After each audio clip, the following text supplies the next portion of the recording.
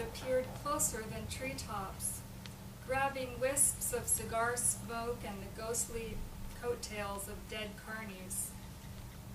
He savored the memory of its pinky sweetness, tasted the tiny crystals that crunched amidst the soft spun folds, rolled like a roasting pig in the stratified summer sunsets, and licked at the flesh of nostalgia. He cultivated his longing like fluffy crops in carousel fields, welcoming the welling tears and the swelling sadness in his sternum, voice constricting, calling in the fullness of wanting, cotton candy, the non-stuff of the peripheral.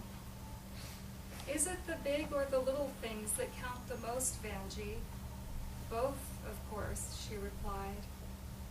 Harmony's candy was the weaving into form of the little things that he could never quite seize, the uncomplicated conversation at supper, the cool breeze brushing over bare arms, the cheaply gained opportunity, contract, kiss.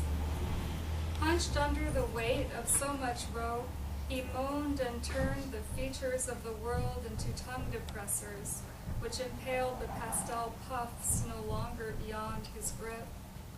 And during the season that sweated forth from the debris of mortal desires, he tossed down wine and flung himself into a furious whirl of conquest, a zombie movie at midnight, a naked embrace that tingled with newness and tugged with shame, candy, bitter and sweet.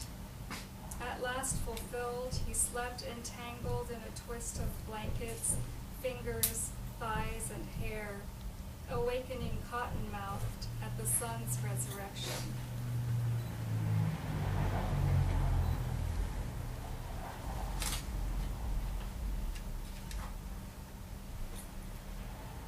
She didn't come into wanting, or she didn't come into you with wanting, like she did with him.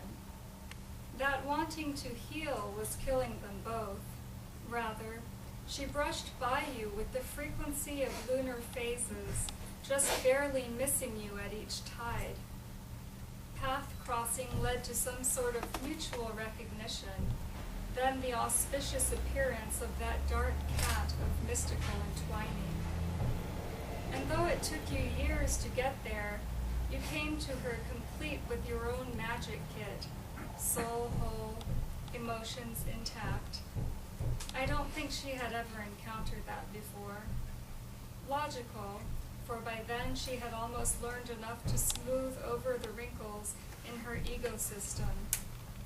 I was all around you when you blended. Two swords crossed and you were equals. Oh, the sacred synergy and symmetry of self-created lovers.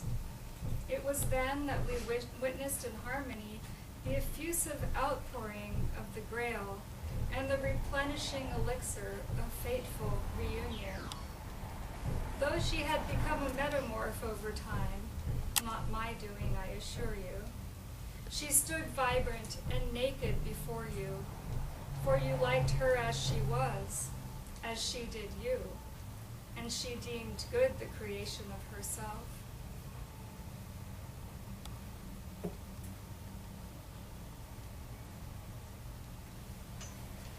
If the discarnate smelled like foot fungus and stale cigarettes, heaven's requiem bore the introverted perfume of sandalwood.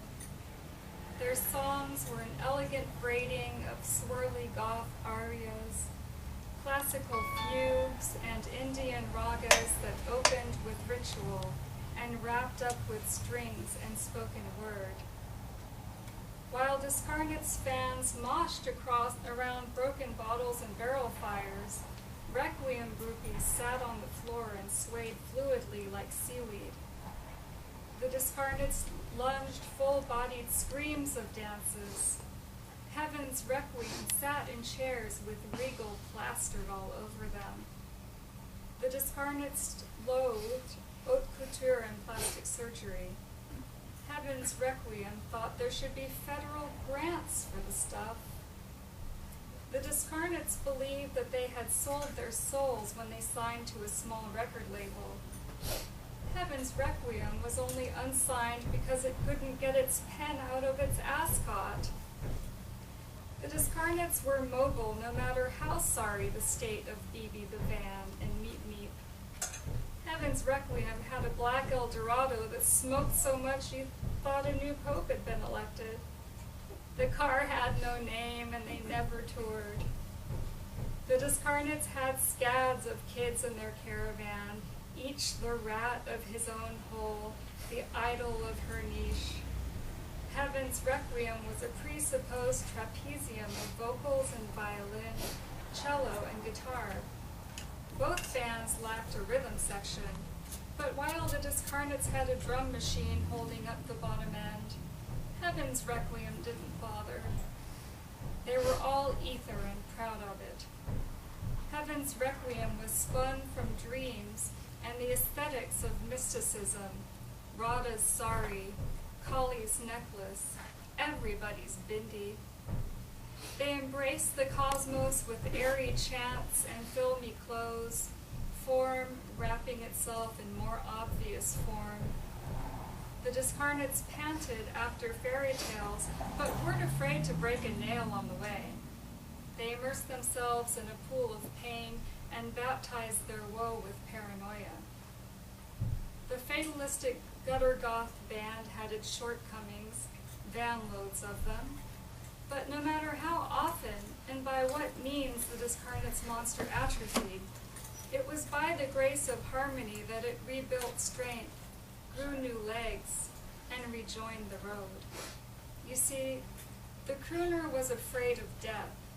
It was the invisibility that panicked him, and the forgetting. Suicide was his insurance.